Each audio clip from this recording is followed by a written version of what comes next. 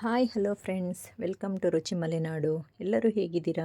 ನಾನು ನಿಮ್ಮ ಮಲೆನಾಡ ಮಧು. ಇವತ್ತೊಂದು ಟಿಪ್ಸಿನ ಜೊತೆಗೆ, ತೆಂಗಿನಕಾಯಿ ಒಡೆಯೋ ಟಿಪ್ಸಿನ ಜೊತೆಗೆ ನಾನೊಂದು ಸ್ವೀಟನ್ನು ಶೇರ್ ಮಾಡ್ಕೊಳ್ತಿದ್ದೀನಿ. ಅದು ಯಾವುದು ಫಸ್ಟ್ ಟಿಪ್ಸು ನೋಡೋಣ ಬನ್ನಿ. ತೆಂಗಿನಕಾಯಿ ಒಡೆಯೋದು ಒಂದೇ ಏಟಿಗೆ ಹೊಡೆದ ಕೂಡಲೇ 2 ಭಾಗ ಆಗಬೇಕು. ಅದು ಹೇಗಪ್ಪ ಅಂತಂದರೆ ನೋಡಿ, 3 ಕಣ್ಣಿರುತ್ತಲ್ಲ ತೆಂಗಿನಕಾಯಿ ಜುಟ್ಟಿನ ಮೇಲೆ, ಅದರದ್ದು ಒಂದು ಕಣ್ಣು ಸ್ಟ್ರೈಟ್ ಒಂದು ಲೈನ್ ಇರುತ್ತೆ, ಗೀಟ್ ಥರ ಇರುತ್ತೆ. ಅದ್ರ ಮೇಲೆ ಬಲವಾದ ಒಂದು ಸುತ್ತಿಗೆ ಅಥವಾ ಕಬ್ಬಿಣದ ಸಲಾಕೆಯಿಂದ ಹೊಡೆದಾಗ ಒಂದೇ ಏಟಿಗೆ 2 ಭಾಗ ಆಗುತ್ತೆ. ಇದು ತೆಂಗಿನಕಾಯಿ ಹೊಡೆಯೋ ಟಿಪ್ಸು. ಗಂಡಸರೇ ಆಗಬೇಕು, ಗಂಡಸರನ್ನೇ ಕರಿತಾ ಇರ್ತೀವಿ ನೋಡಿ. ಲೇಡೀಸು ಕೂಡ ಈಸಿಯಾಗಿ ತೆಂಗಿನಕಾಯಿ ಹೊಡ್ಕೋಬೋದು. ಇದು ಈ ಥರ ಒಂದು ಟಿಪ್ಸ್ ಇಷ್ಟ ಆದರೆ ಫ್ರೆಂಡ್ಸ್ ಒಂದು ಲೈಕ್ ಕೊಡೋದು ಮರಿಬೇಡಿ. ಈಗ ತೆಂಗಿನಕಾಯಿನ ತುರ್ಕೊಂಡಿದ್ದೀನಿ, ಒಂದು ತೆಂಗಿನಕಾಯಿ. ಈ ಕಡೆ ಎಳ್ಳನ್ನು ಸಹ ಹುರ್ಕೊಂಡು ಕ್ಲೀನ್ ಮಾಡ್ಕೊಳ್ತಿದ್ದೀನಿ. ಏನು ತಿಂಡಿ ಮಾಡ್ತಾಯಿದ್ದೀನಿ ಅಂದ್ಕೊಂಡಿದ್ದೀರಾ? ಇದು ನಮ್ಮ ಗಣೇಶನ ಹಬ್ಬಕ್ಕೆ ಹುರ್ಲುಗಡುಬು, ಅರಿಶಿಣದೆಲೆಯಲ್ಲಿ ಮಾಡೋಂತಹ ಹುರ್ಲುಗಡುಬು. ಎಳ್ಳು, ಕಾಯಿ ಹಾಗೂ ಬೆಲ್ಲ ಉಪಯೋಗಿಸಿ ಮಾಡೋಂಥದ್ದು ಹುರ್ಲುಗಡುಬು. ಇದು ಅರಿಶಿಣದೆಲೆ ನೋಡಿ ಎಷ್ಟು ನೀಟಾಗಿ ಬಂದಿದೆ. ಇದು ಬೆಂದ ನಂತರ ಮೊದಲಿಗೆ ನಾವು ಕಾಯಿ ತುರ್ಕೊಂಡಾಯಿತು. ಎಳ್ಳನ್ನು ಸಿಮ್ಮಲ್ಲೇ ಲೋ ಫ್ಲೇಮಲ್ಲಿ ಒಂದು 5 ನಿಮಿಷಗಳ ಕಾಲ ಕ್ಲೀನಾಗಿ ಹುರ್ಕೊಂಡು ಇದನ್ನು ಒಣ ಬಟ್ಟೆಯಲ್ಲಿ ನೋಡಿ ಈ ಥರ ಉಜ್ಕೋಬೇಕಾಗುತ್ತೆ. ಏಕೆಂದರೆ ಅದರದ್ದು ಕಹಿ ಇರುತ್ತಲ್ಲ, ಎಳ್ಳಿಂದು ಮೇಲ್ಗಡೆ ಸಿಪ್ಪೆ, ಅದೆಲ್ಲ ಸ್ವಲ್ಪ ಎಬ್ಬು ಬರುತ್ತೆ. ಕಪ್ಪೆಳ್ಳೆನೇ ಚೆಂದ, ವೈಟ್ ಎಳ್ಳುಗಿಂತನೂ ಕಪ್ಪೆಳ್ಳು ತುಂಬ ಟೇಸ್ಟಾಗಿರುತ್ತೆ ಈ ಥರ ಒಂದು ಹುರ್ಲುಗಡುಬಿಗೆ. ಬಿಳಿ ಎಳ್ಳನ್ನು ಬಳಸ್ತೀವಿ, ಕಪ್ಪೆಳ್ಳು ನಮಗೆ ತುಂಬ ಇಷ್ಟ, ಹಾಗಾಗಿ ನಾನು ಕಪ್ಪೆಳ್ಳು ತೊಗೊಂಡಿದ್ದೀನಿ. ನೋಡಿ ಈ ಥರ ಕ್ಲೀನ್ ಮಾಡ್ಕೋಬೇಕಾಗುತ್ತೆ. ನಂತರ ಇದು ಅರಳು, ಭತ್ತದ ಅರಳು ಅಂತೀವಲ್ಲ, ಅದು ಸಿಪ್ಪೆ ತೆಗೆದುಬಿಟ್ಟು ಒಂದೊಂದೇ ಭತ್ತ ಇರುತ್ತೆ ನೋಡಿ, ಭತ್ತದ ಹೊಟ್ಟಿರುತ್ತೆ, ಅದನ್ನೆಲ್ಲ ಕ್ಲೀನ್ ಮಾಡಿಕೊಂಡು ಸ್ವಲ್ಪ ಉಗುರು ಬೆಚ್ಚಗೆ ಮಾಡ್ಕೊಳ್ಳೋಣ. ನಂತರ ಒಂದು ತೆಂಗಿನಕಾಯಿ ತೊಗೊಂಡಿದ್ವಲ್ಲ, ಅದನ್ನು ಮಿಕ್ಸಿ ಜಾರಲ್ಲಿ ಹಾಕ್ಕೊಳ್ತಾಯಿದ್ದೀನಿ ನೋಡಿ. ಒಂದು ತೆಂಗಿನಕಾಯಿ ತುರಿ ಹಾಗೂ ಸ್ವಲ್ಪ ಬಿಸಿ ಮಾಡಿಕೊಂಡಂತಹ ಅರಳು ಹಾಗೂ ಹುರಿದಿಟ್ಕೊಂಡಿದ್ವಲ್ಲ ಕಪ್ಪೆಳ್ಳು, ಅದನ್ನು ಸಹ ಸೇರಿಸ್ಕೊಂಡು, ಏಲಕ್ಕಿ ಪೌಡರು ಅದನ್ನು ಸಹ ಸೇರಿಸ್ಕೊಂಡು ಒಂದು 2ರಿಂದ 3 ಸಲ ಗ್ರೈಂಡ್ರ್ ಮಾಡಿದಾಗ ಈ ಥರ ಒಂದು ಹುಡಿಯಾಗುತ್ತೆ. ನಂತರ ಇದಕ್ಕೆ ಬೆಲ್ಲದ ಪೌಡರ್ ಇತ್ತು ನನ್ನ ಹತ್ರ, ಪುಡಿ, ಅದನ್ನು ಹಾಕ್ಕೊಳ್ತಿದ್ದೀನಿ. ಬೆಲ್ಲ ಇಲ್ಲ ಅಂತಂದರೆ ಸಕ್ಕರೆನೂ ಸಹ ಸೇರಿಸ್ಕೋಬೋದು ನೋಡಿ. ಈ ಥರ ಆಗಿದೆ. ಈಗ ಹೂರಣ ರೆಡಿ ಆಯಿತು ಸ್ಟಫಿಂಗಿಗೆ ನೋಡಿ. ಈಗ ಒಂದು ಹಿಟ್ಟನ್ನು ಕುದಿಸ್ಕೋಬೇಕಾಗುತ್ತೆ. ಅಕ್ಕಿ ಹಿಟ್ಟಲ್ಲಿ ಒಂದು ಮೇಲ್ಗಡೆ ಬೈಂಡಿಂಗಿಗೆ ನೋಡಿ 1.5 ಲೋಟ ನೀರು ತೊಗೊಂಡಿದ್ದೀನಿ. ಅದಕ್ಕೆ ರುಚಿಗೆ ತಕ್ಕಷ್ಟು ಉಪ್ಪು, 1 ಸ್ಪೂನ್ ಆಗೋಷ್ಟು, ಟೀ ಸ್ಪೂನ್ ಆಗೋಷ್ಟು ಸಕ್ಕರೆನೂ ಸಹ ಸೇರಿಸ್ಕೊಂಡಿದ್ದೀನಿ. ಏಕೆಂದರೆ ಹಿಟ್ಟು ಸ್ವಲ್ಪ ಸ್ವೀಟಾಗಿ ಬರಬೇಕು. ಒಳಗಡೆ ಹೂರಣನೂ ಸ್ವೀಟ್ ಇದ್ದು ಮೇಲ್ಗಡೆ ಹಿಟ್ಟು ಸಪ್ಪೆ ಸಪ್ಪೆ ಆಗುತ್ತೆ. ಹಾಗಾಗಿ ಸ್ವಲ್ಪ ಉಪ್ಪು, 1 ಟೀ ಸ್ಪೂನ್ ಆಗೋಷ್ಟು ಸಕ್ಕರೆನೂ ಸಹ ಸೇರಿಸ್ಕೊಂಡು ಈ ಥರ ಒಂದು ರೊಟ್ಟಿಗೆ ಮಾಡ್ಕೊಳ್ತೀವಲ್ಲ ಹಿಟ್ಟು, ಆ ಥರ ಉಕ್ಕುರ್ಸ್ಕೋಬೇಕಾಗುತ್ತೆ. ರೊಟ್ಟಿ ಮುದ್ದೆಗೆಲ್ಲ ಇದೇ ಥರ ನಾವು ಹಬೆಯಲ್ಲಿ ಬೇಯಿಸ್ಕೊಳ್ಳೋಂಥದ್ದು, ಅದೇ ರೀತಿ ಮಾಡ್ಕೊಳ್ಳಿ.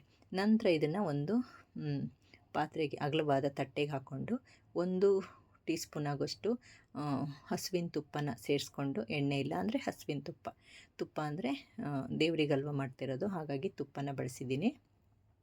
ಇದು ಕ್ಲೀನಾಗಿ ನಾದ್ಕೋಬೇಕಾಗುತ್ತೆ ಬಿಸಿಲೇನೆ, ಸ್ವಲ್ಪನೂ ಗಂಟಿಲ್ದರ ರೀತಿ ಈ ಥರ ಒಂದು ಚೆನ್ನಾಗಿ ಒಂದು ಹಿಟ್ಟನ್ನು ರೆಡಿ ಮಾಡ್ಕೋಬೇಕು. ರೊಟ್ಟಿಗೆ ಮಾಡ್ಕೋತೀವಲ್ಲ ಅದೇ ಥರ. ಈ ಕಡೆ ಹೂರಣನೂ ರೆಡಿ ಇದೆ ನೋಡಿ. ಒಂದು ಬೌಲಿಗೆ ಹಾಕ್ಕೊಂಡು, ಈಗ ಒಂದು ಅರಿಶಿಣದೆಲೆ ತೊಗೊಂಡಿದ್ದೀನಿ ತೊಳ್ಕೊಂಡು. ಅರಿಶಿಣದೆಲೆ ಒಂದೊಂದನ್ನೇ ತೊಗೊಂಡು ಈ ಥರ ಫಿಲ್ ಮಾಡಿ ನೋಡಿ. ಅರಿಶಿಣದೆಲೆನ ಮೊದಲೇ ನಾನು ತೊಳೆದು ಬಟ್ಟೆಯಲ್ಲಿ ಒರೆಸಿಟ್ಕೊಂಡಿದ್ದೆ. ನಂತರ ಸ್ವಲ್ಪ ನೀರಲ್ಲಿ ಹಾಕ್ಕೊಂಡು ಈಗ ಮತ್ತೊಂದು ಸಲ ತೊಳ್ಕೊಂಡಿದ್ದೀನಿ ನೋಡಿ. ಆ ಕಡೆ ಈ ಕಡೆ ತುದಿ ಇರುತ್ತಲ್ಲ, ಅದನ್ನು ಚಾಕುವಿನ ಸಹಾಯದಿಂದ ಕಟ್ ಮಾಡ್ಕೊಳ್ಳೋಣ, ಇಲ್ಲ ಉದ್ದುದ್ದ ಆಗುತ್ತೆ ನೋಡಿ. ಸ್ವಲ್ಪ ಮಾಡ್ಕೊಳ್ತಾ ಇದ್ದೀನಿ ನಾನು ನೋಡಿ. ಈಗ ಇದು ಚಿಕ್ಕ ಎಲೆಗಳು, ಇನ್ನೂ ದೊಡ್ಡ ದೊಡ್ಡ ಎಲೆಗಳಿಗೆ ಸಿಗುತ್ತೆ. ಇದು ನಮ್ಮ ತೋಟದಲ್ಲಿ ಇರಲಿಲ್ಲ, ಇದೇ ಥರದ್ದು ಸಿಕ್ಕಿತ್ತು, ಹಾಗಾಗಿ ನಾನು ಇದರಲ್ಲೇ ಮಾಡ್ತಾಯಿದ್ದೀನಿ ಇವತ್ತು ನೋಡಿ.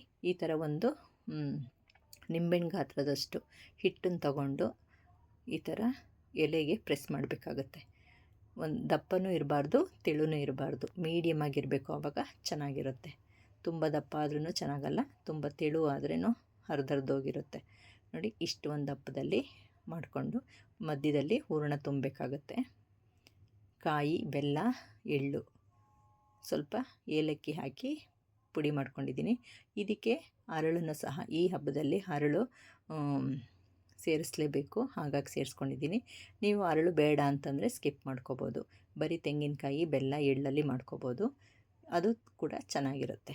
ನೋಡಿ, ಈ ಥರ ಹಿಂಗೆ ಒಂದೇ ಸಮ ಪ್ರೆಸ್ ಮಾಡಿ, ಎಲ್ಲೂ ಓಪನ್ ಆಗಬಾರ್ದು, ಆ ಥರ ಪ್ರೆಸ್ ಮಾಡ್ಕೊಂಡು ಇಟ್ಕೊಳ್ಳೋಣ ಒಂದೊಂದನ್ನೇ. ಫ್ರೆಂಡ್ಸ್, ಇದು ಗಣೇಶನ ಹಬ್ಬದಲ್ಲಿ ನಾವು ಮಾಡ್ಕೊಳ್ತೀವಿ. ಈ ಹಬ್ಬಕ್ಕೆ ಇದೇ ವಿಶೇಷ. ಗಣೇಶನ ಹಬ್ಬಕ್ಕೆ ಕಾಯಿ ಕಡುಬು ಮಾಡ್ತಾರಲ್ಲ, ಅದರ ಬದಲು ಈ ಥರ ನಾವು ಹುರ್ಲು ಕಡುಬು ಮಾಡ್ಕೊಳ್ತೀವಿ. ಒಂದೊಂದನ್ನೇ ಮಾಡಾಯಿತು. ಈಗ ಹಬೆ ಪಾತ್ರೆಯಲ್ಲಿ ಬೇಯಿಸ್ಕೋಬೇಕಾಗುತ್ತೆ.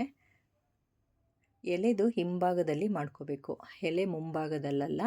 ಎಲೆ ಮುಂಭಾಗ ಸ್ವಲ್ಪ ನೈಸ್ ಇರುತ್ತೆ, ಹಾಗಾಗಿ ಹಿಂಭಾಗದಲ್ಲಿ ಹಿಟ್ಟು ಸ್ಟಿಫಾಗಿ ಕುತ್ಕೊಳ್ಳುತ್ತೆ. ಹಾಗಾಗಿ ಎಲೆ ಉಲ್ಟ ಭಾಗದಲ್ಲಿ ಈ ಥರ ಹೂರಣ ಅಕ್ಕಿ ಹಿಟ್ಟನ್ನು ಪ್ರೆಸ್ ಮಾಡಿಕೊಂಡು ಹೂರಣ ತುಂಬ್ಕೋಬೇಕಾಗುತ್ತೆ.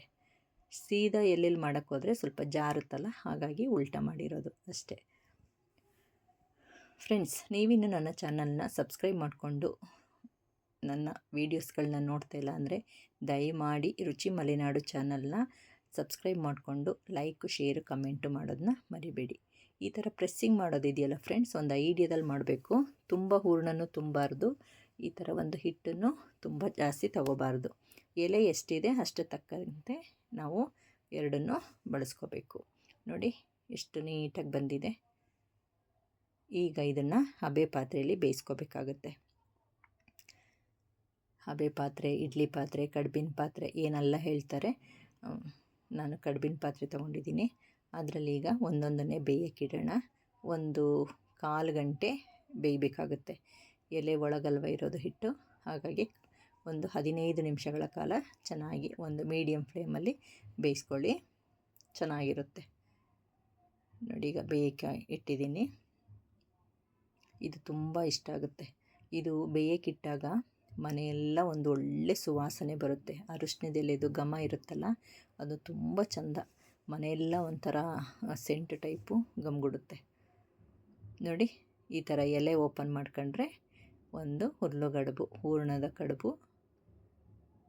ನೋಡಿ ಎಷ್ಟು ಚೆನ್ನಾಗಿ ಬಂದಿದೆ ಅಂದರೆ ತುಂಬ ಚೆಂದ. ನೋಡಿ, ಇದ್ರ ಮೇಲೆ ತುಪ್ಪ ಹಾಕ್ಕೊಂಡು ತಿಂತಾಯಿದ್ರೆ ಪೂರ್ತಿ ಖಾಲಿ ಮಾಡ್ಬೋದು. ಮಕ್ಕಳಿಂದ ಹಿಡಿದು ದೊಡ್ಡವರವರೆಗೂ ತುಂಬ ಇಷ್ಟವಾಗುವಂತಹ ಗಣೇಶನ ಹಬ್ಬದ ಒಂದು ಹುರ್ಲುಗಡುಬು. ನಮ್ಮ ಕಡೆ ಹುರ್ಲುಗಡುಬು ಅಂತೀವಿ, ಬೇರೆ ಇನ್ನೇನೋ ಕರೀತಾರೆ ಗೊತ್ತಿಲ್ಲ. ನಮ್ಮ ಮನೇಲಿ ಹುರ್ಲುಗಡುಬು, ಹೂರಣದ ಕಡುಬು ಅಂತಲೂ ಕರೀತಾರೇನೋ, ನಮ್ಮಲ್ಲಿ ಹುರ್ಲುಗಡುಬು ಅಂತೀವಿ. ನೋಡಿ, ತುಪ್ಪ ಹಾಕ್ಕೊಂಡು ತುಂಬ ಚೆನ್ನಾಗಿತ್ತು ತಿನ್ನೋಕ್ಕೆ.